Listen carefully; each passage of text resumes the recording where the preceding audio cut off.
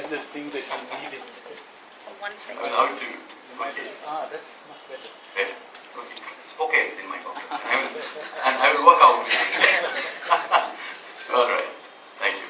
So first of all, I will thank the Honorable Vice Chancellor of CIU for hosting this talk and also allowing me the privilege of this podium. And I also thank all the audience here because we have come through this merciless sun, and I feel myself like an eco-critical tormentor. So you have survived and you have come here, and I was really expecting a fewer ones because in our time nobody listens to these talks. You see, we watch movies, soaps, all these on television. That's a bit less. And also National Geographic will give you better knowledge than I can give you on ecosystem. In fact, I'm not going to talk about the ecosystem today because I'm not competent to do that. But from the title you can see that it has some bearing on ecology because it's eco thing. And the most important difference is that ecology has to do with real organisms and the plants and the animals and birds and the atmosphere, and they have more to do outside the classroom than inside. But I have more to do inside and outside because my job is to talk about the representation of nature in texts. And this is not even, I'm telling you this because to begin with, I must make the distinction between eco-writing and eco-criticism. The eco-writers must get themselves involved in real-life activities to go close to nature or to the environment, get involved personally, and out of the experience they can write with a combination of their experience and academic knowledge of multiple disciplines. Because in a while I will tell you that eco-criticism is not a theory at all. It can be a theory because it is exclusive. Theory is exclusive, but eco-criticism is inclusive. That theory moves with a kind of ideology, with a target. So on the way, it excludes many things, it cuts out many things to achieve its end, which is singular. But this is the kind of point of view that we are going to deal with in eco-criticism, which is a kind of combination of many disciplines that I've told you that you have to know zoology, physics, botany, atmospheric science, and whatnot, you see. So what happens is that eco-writing is truly a collaborative work. It's a collaborative work. It can be a work by a single person unless you are a polymath, say, who knows everything, which is impossible in our time with so much expertise developing in all directions. So I would like to, the first time I read a paper just about 9 years ago where the paper was called Parameters of Ecocriticism. It was very dry and my listeners very easily became drowsy in the room, and because it was so theoretical, so dry as dust, and they suggested that I include some examples and explanations for that. See, I could see that the more, because I had to speak in terms of certain jargons, the jargons distanced them from me, and I can see that they were just, I was putting them to endless torture during the session. So, but then, since then I've been thinking of what really criticism is, because it's very easy to say, but not so easy to demonstrate. So, the one thing that I understand, that I will just tell you that ecocriticism, it has two names on the two sides of the Atlantic. On the American side it's called ecocriticism, on the British side it's called green studies, but they have the same purpose.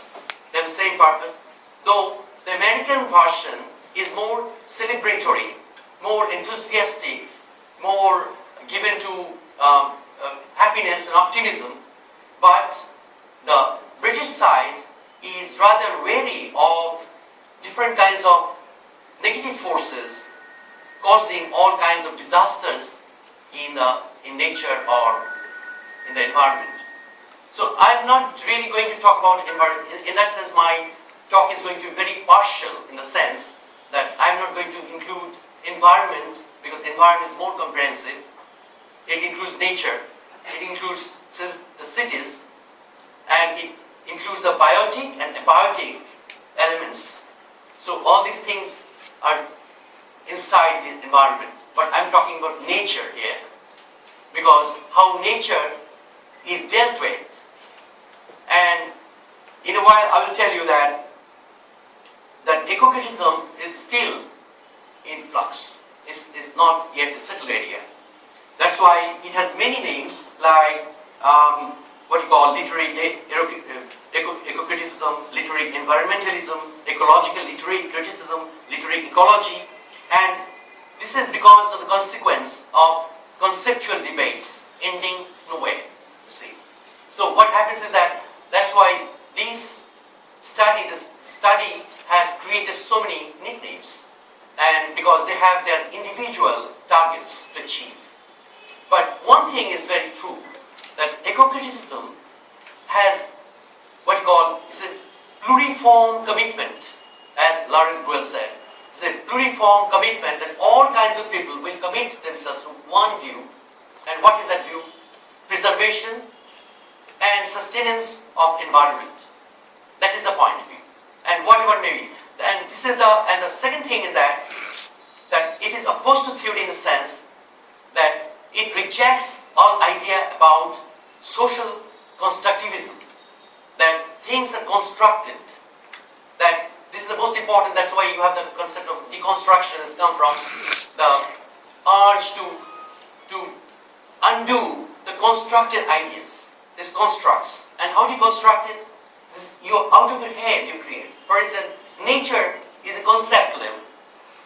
Nature is the other, what you call the alterity, you see, alterity, the otherness, and you have two other, one with big O, with capital O, and the small one. Big O is the other, which was created by the colonial masters, that we are the others. When Joseph Conrad treats the natives of Congo, he is treating them as the alterity, because that other we don't know about. They're different things. They're different. We can't have any comprehension of that. So we treat them as a whole, not as individual. So that's why it doesn't go any close to any characters that natives of Congo, you see. And he's talking about them as a whole. And this is one of the points that Achibi takes him out on, you see, because he says that he is a bloody racist, because he treats the blacks, the natives of Congo, as a mass of black flesh, you see, black meat, nothing else, you see. So that's why he wrote his, the book, Things Fall Apart. And so this is one of the point of view. And the second thing I would like to give you, because I'm going to give you in brief, because my purpose today is not to really start another session where I will put my audience into sleep. Sorry, Not that. you just said two others. One was this. The other. What is the other? The other is other. The other, I understand you. You see, that was with a small O, this is the other. So the one is the alterity, the other is the other that I can see you. So other is something that we don't understand. In colonial literature, in colonial studies, you know that post-colonial studies, other has a loaded meaning. It is loaded, the word, the other, because it is something which is opaque, which you don't understand at all. And that's why we have all kinds of superstitions, speculations, different kinds of guesses you make.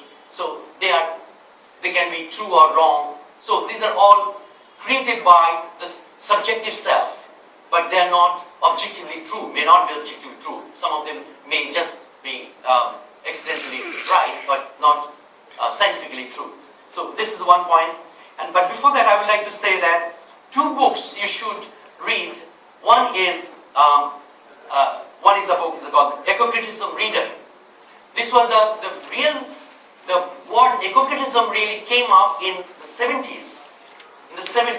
But the term remained dormant until Cheryl Glorfield just revived this term, and it was really created at a time, when another historic event took place in Rio de Janeiro. No, remember in 1992, that Art Summit, and where about 170 nations participated, or 177 nations participated with 170 representatives. They came there, and they were expressing concern about health of the hygiene of the art, because things they could see that environment, you have all kinds of disasters, and ecosystem, eco consciousness is very old, very new one. It is less than 100 years old.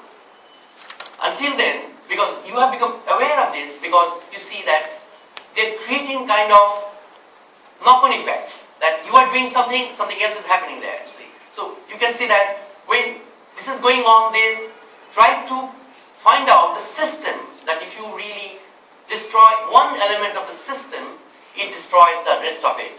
So then you have all kinds of imbalances. And in a while I will be talking about these three important ideas in Ecocriticism.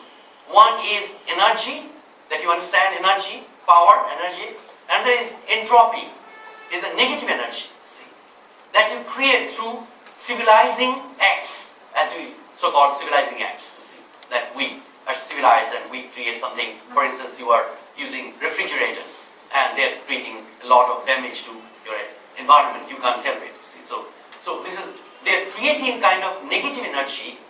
And what is the negative energy is that it is not symbiotic with nature.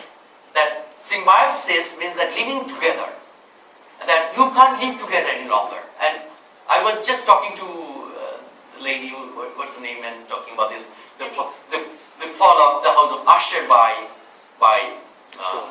Edgar Poe, and there you have this tremendous negative energies created in the body, in the house of Usher. You see that nature cannot participate, and eventually the entire house, along with him, they just vanish in the lake. See? And nature claims it. So nature has this kind of restitution work, a kind of restorative work, you see, that it has got its own system. That if you do something, you wrong nature, nature will correct it.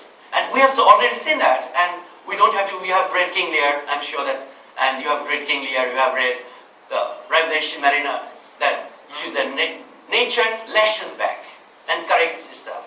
So what is that? When the negative energy is created, this what you call this, entropy is created, and I will deal with some text, then you see. The next one is, another one is romantic ecology. American side, their inspirers were Emerson and David Thoreau, and another was Margaret Fuller. These are the three writers. They inspired this movement there. And for instance, Emerson talks about nature, you see. He said that nature, when he walks through nature, the current of nature circulates through me. I turn into an eyeball, you see, and it rotates and all things come together. This is one. So he has experience of the divine in him. But when you deal with Thoreau or Margaret Fuller, that's different. And that is the real point of departure or flight for Ecocriticism or eco-writing. Why? Because they became more and more objective. That without the embellishment of the imagination, nature herself is beautiful. See? And that's why every object of nature is described in Thoreau. For instance, I have given you the quotation from Walden, the pond of Walden. That's how beautiful, how it changes. They're more interested in the ecosystemic characteristic of the natural entities, not the imagination. So why? There is a great debate between Alan Lew, one American Wordsworth critic, and Jonathan Bates, who started the Green Studies movement in Britain. That was that he said there is no nature. See, Alan Lew said, in what sense? Because nature, you have to do things, you do exploitation to people in the name of nature. That you are poor because naturally poor. You are rich, I'm naturally rich. But he said that these are all man-made things. So you are using nature to hide your nasty politics. That's why he said that nature does not exist that way. Nature is something different. Even we see there is a dialogue between, I see that you have the binaries, all the time binaries of the binary relationship, that man, woman, white, black, and these binaries. And you know, the second term of the binary is always inferior. Always inferior. And what happens is here, that culture and nature. Even in Shakespeare's plays, nature is a depraved thing. It's corrupt. So if you are natural, if you say that you will come across that you are a natural, means you are depraved, that you are corrupt. You need to be redeemed. But culture thing is good for them. So who created this? This is, I was talking about this construct. This is a construct. This is a construct. So what he's saying that you have this quotation there, I have given you from Shakespeare as you like it, touchstone and coring. Touchstone is the court wheat and coring is the country wheat. Look at the dialogue between them. In what terms they're talking. And he says that you are weakened because, and your life is damned. You are going to be damned because you have never been to a court. See? That you are, so for Corin, this is simple life. And Corin says, I earn my living, I get my living by breeding lambs.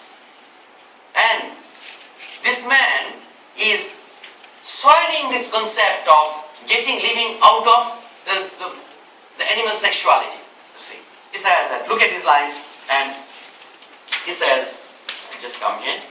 He says, that is another simple scene in you to bring the ewes and the rams together. Look at his, what you call this sexual overtone of his speech. But when Corin is talking, he's very simple. It's a very natural way to, because it means procreation for him. But for Touchstone, it means corruption. It means wickedness. So this is the kind of rhetorical differences you can see.